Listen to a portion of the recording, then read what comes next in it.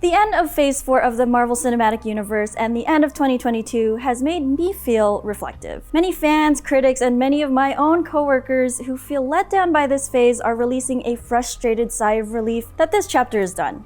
Announced at the 2022 San Diego Comic-Con, the Multiverse Saga and Phase 5 and 6 titles gave us a roadmap to the end with another epic two-parter, while also inadvertently putting Phase 4's choices into a new light.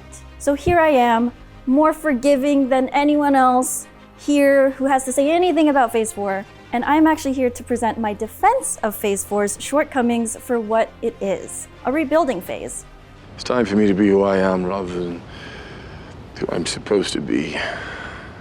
So just like when dynastic sports teams lose certain key players due to trades or retirement after winning multiple championships or just general league domination, the entire franchise goes through a rebuilding year to figure out new team chemistry and playstyle. With the end of the Infinity Saga after Avengers Endgame, Marvel understood that the cinematic universe needed an influx of new and important characters in order to kick off the Multiverse Saga and leaned heavily on their Disney Plus shows to do that. Will someone please explain to me what the hell is going on? Like Thanos, it was inevitable for Marvel to eventually turn to television.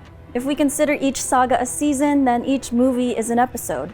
And Avengers Infinity War and Avengers Endgame was the two-part finale of a 23-episode season with Spider-Man Far From Home as an epilogue. After all, TV directors like Joss Whedon and Anthony and Joe Russo were instrumental in shaping the Infinity Saga, with Whedon directing the first and second Avengers team-up film, and the Russos directing the status quo-shaking Captain America: The Winter Soldier and Captain America: Civil War. The Disney Plus platform gave Marvel the runway to launch consecutive superhero stories that were explicitly connected to the movies, unlike the prior Marvel Television/ABC Studios and Netflix shows. The television format was a quick cheat for Marvel to spend a condensed amount of time with new characters to get a feel for them, instead of developing them in 2-hour solo films over the course of 2 to 3 years of the prior phases. And also, comic book storylines and characters generally lend themselves better to TV show structure anyway due to the serialized nature of both. The serial nature of the TV structure allowed the Marvel Disney Plus TV showrunners to explore characters on their own terms without necessarily making the story itself about the larger storyline of the MCU, at least for now. However, this more deliberate pace has thrown audiences who are trained to look ahead, and they became impatient and loathed any episode that wasn't a direct tease about this saga's big bad. Not what you were expecting, Consequently, Phase 4 had inconsistent storytelling between the films and television shows. Sometimes a movie plotline would have benefited from the pace of a TV show and vice versa. That's also nothing to say about the sheer output over these 2 years that may have left audiences weary and oversaturated from endlessly playing catch-up.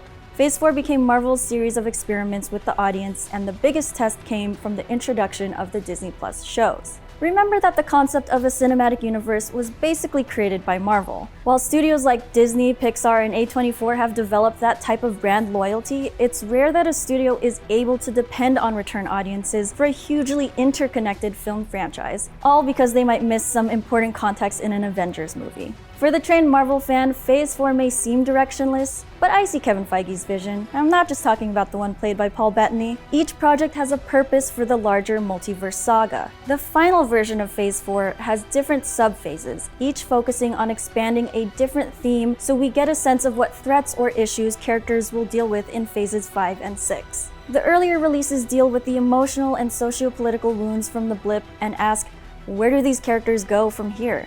The middle releases explore more of the multiverse and pocket dimensions, as well as introduce many of our new heroes moving forward.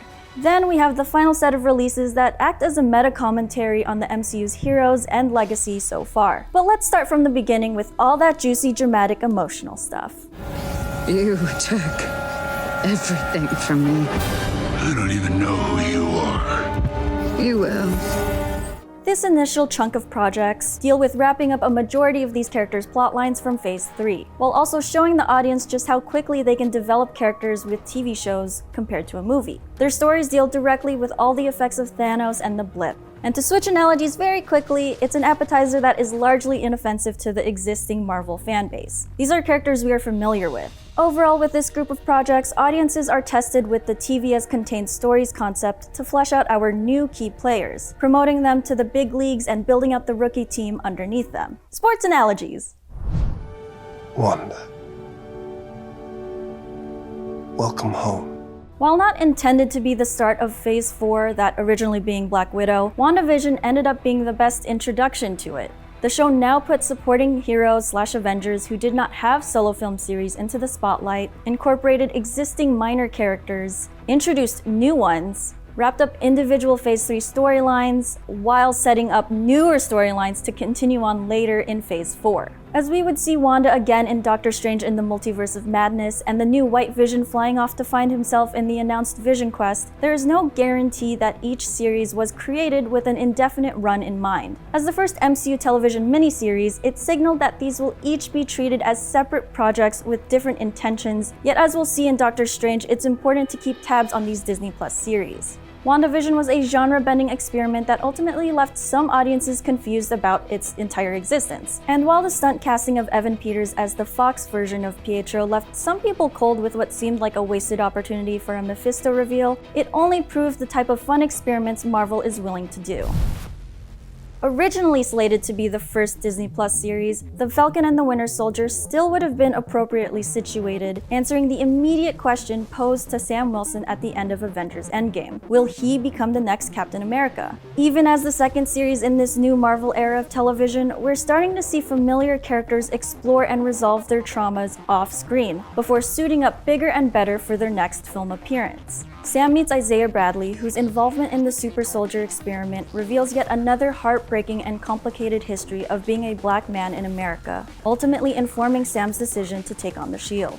Knowing that Captain America New World Order was announced after the miniseries ended, audiences could have easily passed over this series and caught up with Sam and Bucky at the theaters, and they would have gotten their answer anyway. Yet the series does important work to address the post-blip world, introducing the Flag Smashers and those who were displaced by societal instability, and those who were trying to benefit from it. And for the larger MCU, we know we'll be seeing John Walker, Baron Zemo, and Bucky Barnes as part of Valentina's Thunderbolts, after being given the space to work through their own misunderstood white men arcs. In addition to answering where the hell did Loki go after he disappeared with the Tesseract in 2012, Loki the series dives deeper into the question of timelines and multiverses. Of the first group of projects in Phase 4, Loki is the most technically dense, yet possibly the most important to watch to understand what's ahead for our heroes regarding the multiverse. This isn't about you. Debuting one of Jonathan Majors' Kang variant roles as He Who Remains in the season finale, he is the sole protector of the sacred timeline, the creator of the Time Variance Authority, and responsible for plucking people to be his timekeepers. He tells Loki and Sylvie the story of his 31st century scientist variant who discovered the multiverse, tamed the time and space-eating Alioth, and ended the multiversal war. This variant he's talking about is most likely the Kang after who Avengers Kang Dynasty is named after, making Loki, the Disney Plus series, another required viewing as the long game plays out. See you soon. Originally slated as the beginning of Phase 4, the Black Widow movie said goodbye to Natasha Romanoff with a rare prequel film that is set before the events of Avengers Endgame. It feels a little hollow, however, to use Scarlett Johansson's long overdue Black Widow movie more as a debut stage for key Thunderbolts players like David Harbour's Red Guardian and Florence Pugh's Yelena Belova, in addition to Julia Louis-Dreyfus's Contessa Valentina. For the amount of exposition on Natasha's life and hardship, as well as the issues of female control and trauma, this story could have been told more effectively as a limited series like WandaVision or The Falcon and the Winter Soldier. We're escaping this up! Who are you talking about?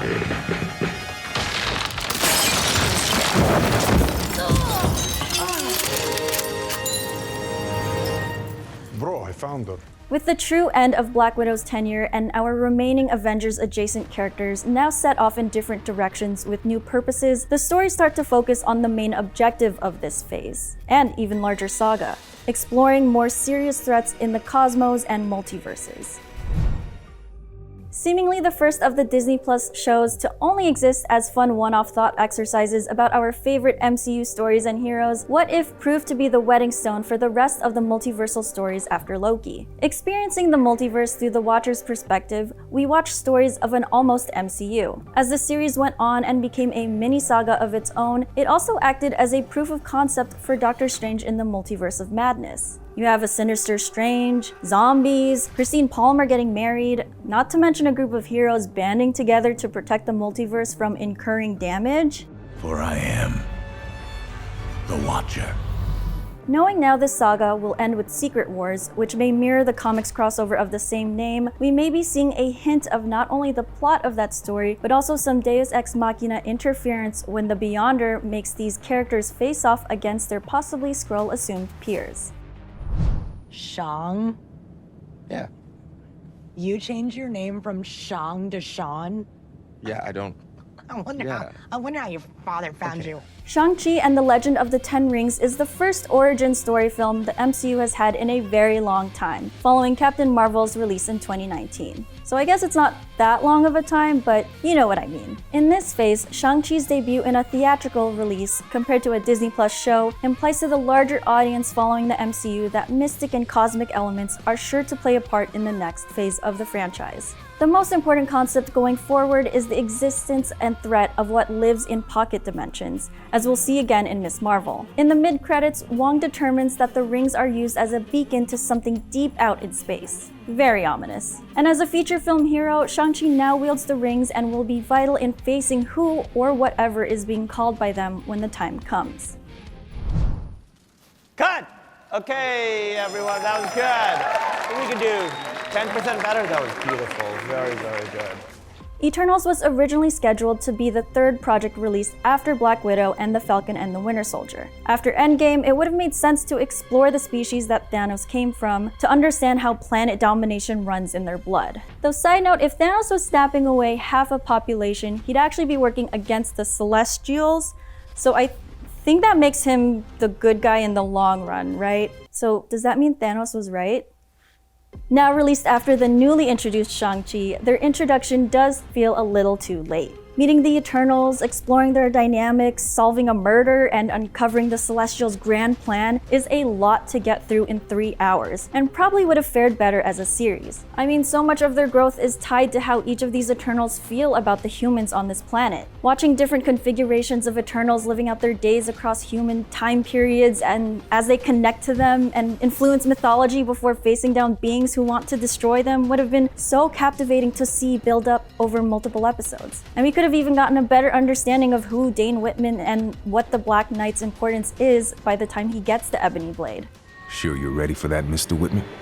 But the Eternals' work isn't done, as Cersei, Phastos, and Kingo are called upon once more to defend humanity. In terms of defending the Eternals, I know, the purpose of this film is to reaffirm the conceit of this phase that other, older, more powerful beings in the universe have designs to use Earth for their larger plans, and that even as the MCU expands outward into space, there will always be a need for Earth to have protectors.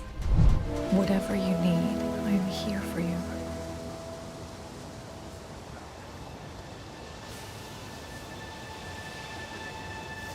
I need a bow and arrow.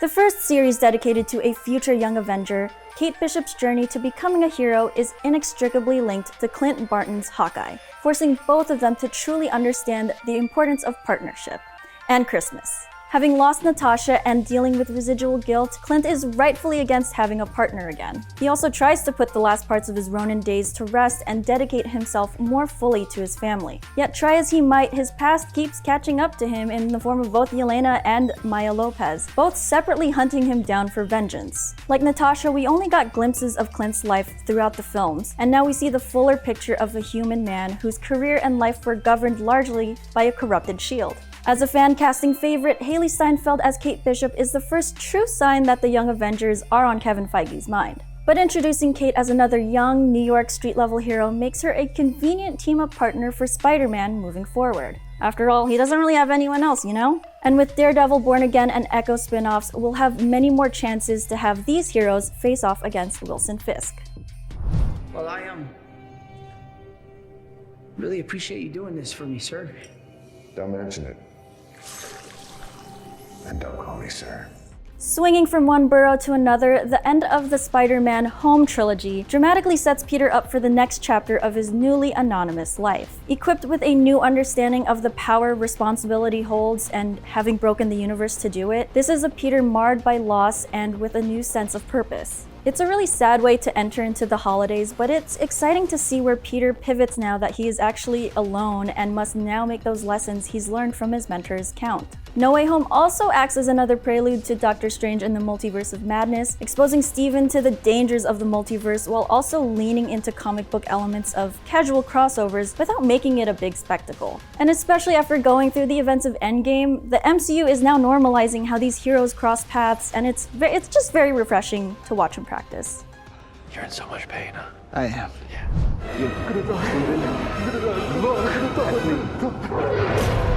You're not gonna die. Let me save us. Moon Knight may be the most removed of the Phase 4 projects, but it is the closest examination of the influence of the symbiotic relationship between gods and humanity. The MCU is a largely agnostic universe, with religion and mythology treated more as a piece of fairy tale or history, rather than a guiding belief system. However, as we saw in Shang-Chi and continue to see in Ms. Marvel and Thor and Love and Thunder, there are different realms and dimensions that inspire a lot of mythology, yet actually do exist a lot closer than we expect, and aren't as benevolent as we want to believe. Doctor Strange in the Multiverse of Madness should have been a Wanda Maximoff Scarlet Witch movie. That doesn't seem fair. In the original release schedule, WandaVision would have fed right into this, arguably making Wanda's heel turn more vulnerable to critique. With more distance between the actual release of WandaVision and this movie, it only makes more sense that the Darkhold had warped her mind in that secluded amount of time. So while it should have been her movie, in reality, after Doctor Strange's major involvement in Spider-Man No Way Home and almost very central role in What If, this Doctor Strange sequel was shaping up to be a big entry for him and for the MCU. In this phase, every existing hero is forced to deal with feelings, even Stephen Strange. And as precluded in What If, it's not being Endgame with Christine. I'm so sorry, I just had to say it, it was right there. However, here is where the solo sequel movies of Phase 4 start to feel really bloated. Helmed by horror and superhero veteran director Sam Raimi, the movie got the most flack from my peers for being just one MacGuffin chase after another. In a Disney series, this Benny Hill string of events would have been way more impactful, and equal time could have been given to Wanda, Steven, and America Chavez, whose multi-dimensional travel abilities and comic book Young Avenger membership really set her up to be important in the upcoming phases. So as we've seen in this section of Phase 4, we are seeing interdimensional and cosmic threats come for Earth, as well as the introduction of some heroes who would build out not only our Avengers, but other groups of heroes focused on different missions. With these last projects, we see Marvel building out their next generation of familiar mantles. Turn into a Hulk, like a chick Hulk. A She-Hulk? Exactly. Rounding out Phase 4, we have the projects that were less about passing the torch and more about expanding the legacy of their comic book family tree, so to speak. Like Sam Wilson and Kate Bishop becoming Captain America and Hawkeye, respectively. With these last few projects, Marvel investigates the different circumstances in which these successors carry on the brand name, so to speak. But also these projects do a bit of meta storytelling about the franchise as a whole, through adoration, curiosity, or humor. Kamala Khan, like Kate Bishop, grew up knowing and admiring the Avengers and superheroes in general. While she's still a super fan of Carol Danvers like she is in the comics, her origins are less tied to Captain Marvel or the Inhumans and are more focused on her heritage. The series, however, still hints that Kamala was able to get her powers because she is genetically different. Like a mutation. Comparing her story to another Phase 4 hero, Shang-Chi, she has also inherited the generational responsibility of preventing cross-dimensional veil piercing with fancy wrist jewelry. Just no pressure at all. And with Kamala making her film debut in the Marvels, now armed with this knowledge, we'll have an embiggened understanding of how important accessing these dimensions will be in future phases. For a film that was always going to be released near the end of Phase 4, Thor: Love and Thunder focused more on healing Thor's emotional wounds rather than making huge narrative pushes for the larger MCU.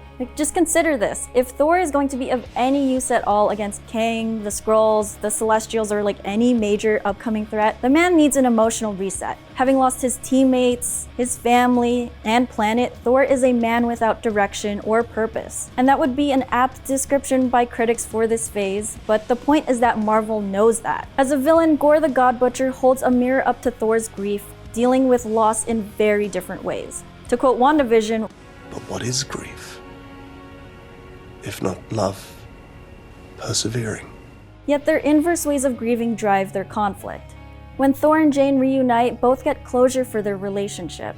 After all, Jane was a big love that taught him humanity's joys and flaws. And by the end, Thor finds purpose, family, and love once again. For the larger MCU, it's a reminder for this god who will outlive many of his human peers that love is still a worthy reason to keep fighting. Gorr the God Butcher really showcases for the first time this complicated relationship between believer and gods directly, and we think this will set the stage for larger conflicts between humanity in general and their belief systems. And in this film, although it's a comedic depiction, it's actually quite a dark and relevant portrayal of power in Omnipotent City, where those who have the power, like Zeus, choose not to help because why do they have to? It's true. I am a Hulk. And I'm guessing you're not going to be able to focus on this fun lawyer show until you know all about that, so let me get you up to speed. She-Hulk Attorney at Law is Marvel's first legitimate genre comedy series, and along the way, it became a reflection of what Phase 4 has been working toward. Self-reflection in its reborn state, handling two identities and dealing with critique on both ends, and the type of storytelling that securely examines its own shortcomings. For all the personal praise I have for the show on its own, of course it gave a lot of non-She-Hulk fans more MCU stuff that would have been surprises and just little bits of comments in the films. Like more of Hulk's personal life. Like a lot of it. Wongers, whose cameos throughout Phase 4 were really quite the delight. Assurance of how other certain fourth wall breaking characters would be handled. I'm not proud of this. And of course, more of our boy, Daredevil, aka Matt Murdock, who we'll see more of in Phase 5 with Daredevil Born Again. And although not just a pretty face there to flirt with Jen, Matt also drops some important legal exposition in that the Sokovia Accords were appealed.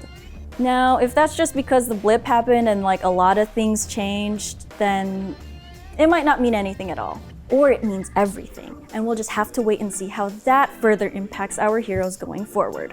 Executive producer and creator Jessica Gao made a show for the internet trolls she knew would come for fourth wall breaking Miss Jennifer Walters.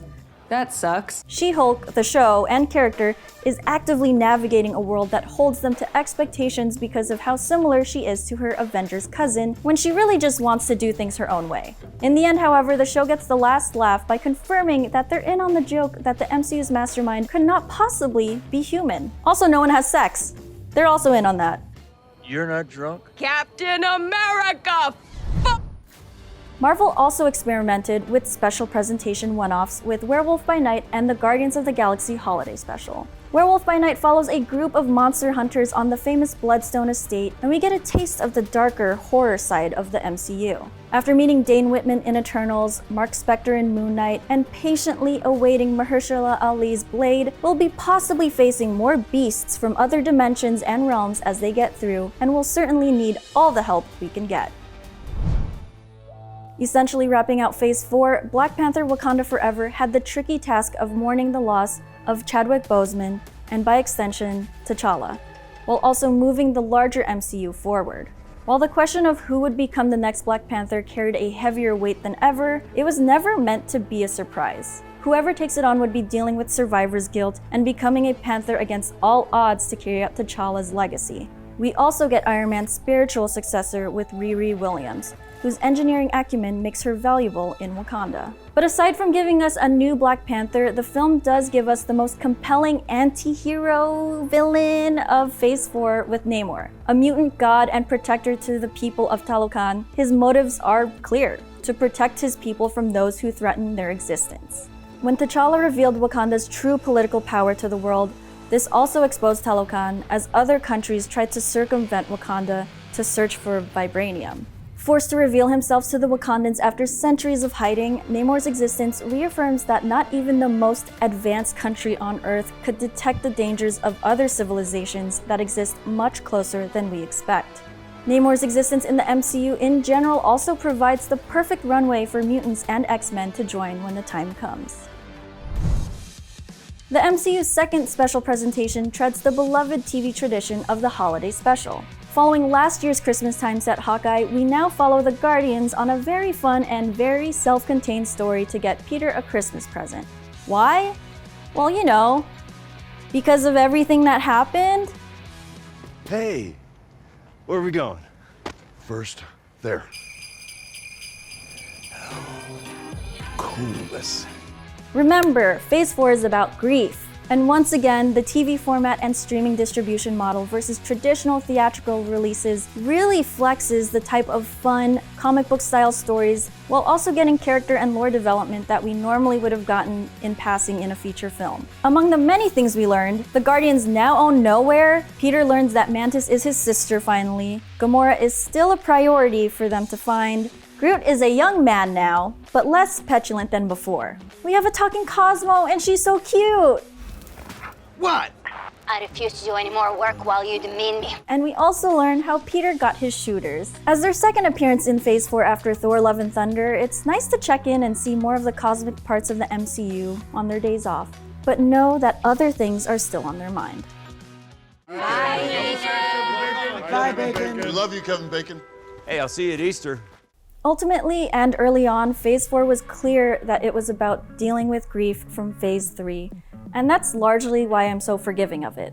I'm also not saying that Marvel doesn't deserve any criticism for failing to deliver on something they've conditioned their audiences to expect, but frankly, Marvel doesn't seem to give a about the criticism. Like, they know the MCU needs to go back to building a foundation, but to do so around the new key players and also doing it with new regulation equipment or new playing conditions, like, the head coach trying new plays and fans are questioning the front office's decisions. But does it really matter if the coach and management are one and the same? Sure, I think the lack of a Phase 4 team-up Avengers movie, a big bad reveal, or a unifying MacGuffin also appears as if nothing happened in this phase. And I would totally understand if that was the reason you were very unsatisfied with this phase. But seriously, coming out of this phase, we should be excited about some of the groundwork that has been done to prepare us for phases 5 and 6. Like, interestingly enough, even though we've always had Thor in the MCU, Phase 4 really took the time to explore the gods and theologic entities in relation to humans. Shang-Chi and the Legend of the Ten Rings show Ta Lo, which is based off Chinese theology, and it's a heavenly realm where dragons and mythical creatures live. The clandestines of the Noor dimension in Ms. Marvel were mythologized as jinn of Islamic beliefs. It also showcased how dangerous interdimensional beings will do anything to try and get through. Each of the Eternals has been deified and immortalized among numerous mythologies throughout human civilization, and now must act as their biggest advocates. Thor: Love and Thunder shows the uneven relationship of gratitude and devotion between gods and believers. Moon Knight's entire plot deals with Egyptian gods and theological ideas and how much of their involvement deals with passing judgment on humanity. With Namor, we get to see the creation of a god and a whole underwater civilization who will readily fight for him. So in general, the mortal world has no idea what is hiding just beyond a veil or a reef and will need these heroes to fight.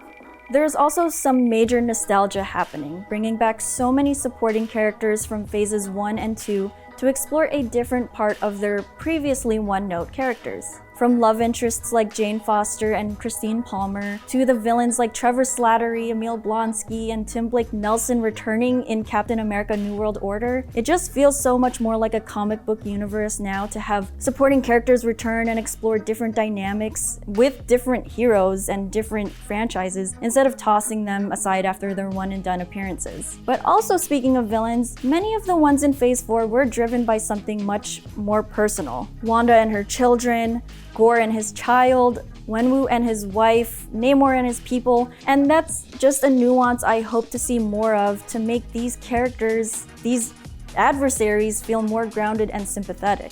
And while a Young Avengers project has not been formally announced, it's clear from Phase 4 that it's on the horizon. In addition to a whole series focused on Kate Bishop, we were also introduced to Billy and Tommy, Eli Bradley, a Kid Loki variant, America Chavez, and Kamala Khan. Another big sign of this is the recasting of Katherine Newton as Cassie Lang in Ant-Man and the Wasp: Quantumania. They still have so much to learn from the current Avengers and others, but Marvel is definitely playing the long game with these characters. Lastly, we get a better sense of how the world views superheroes in Phase 4. And in a post-blip world, audiences and society are less than impressed. The same society that lifts up heroes will always have the other side that will protest their success. They have seen their heroes lose and fail humanity. There's more immediate judgment, gossip, and questions about their actions and motives. Yet also, showing the perspective of everyday people is probably the most subtle and important thing Marvel can do to set up the suspicious and wary humanity for when the Skrulls infiltrate and when the X-Men arrive. Can humanity really trust these powered people? And we see this shift from adoration to disappointment in this phase from audiences as well, as a result of this grand experiment. But it's a rebuilding phase. Fans are embarrassed to be fans, and the franchise understands that their fan base's loyalty is being tested. And all I can say is just stick it out. Pay attention and just look at what dynamics are forming. This phase is failing these audiences with high expectations, but Marvel is still working out the plays, letting people know the players and hoping they'll stick around through these rough first starts. So I rest my case for Phase 4 of the MCU. It's had its ups and downs, but it's building to something bigger. We need to know our players in order to root for them. With a clear picture of who and what's in store for the MCU, we'll look back and see how the groundwork was laid in Phase 4, and we're gonna laugh and laugh about being so tough on what is a rebuilding phase. Oh, this is gonna be a gas! Or not, and I just wasted many minutes of your time, and I'm sorry. Either way, let me know in the comments what small details from Phase 4 you think may end up being big plot points in the next phases. Thanks for watching. Make sure to follow and subscribe wherever you like to watch. IGN.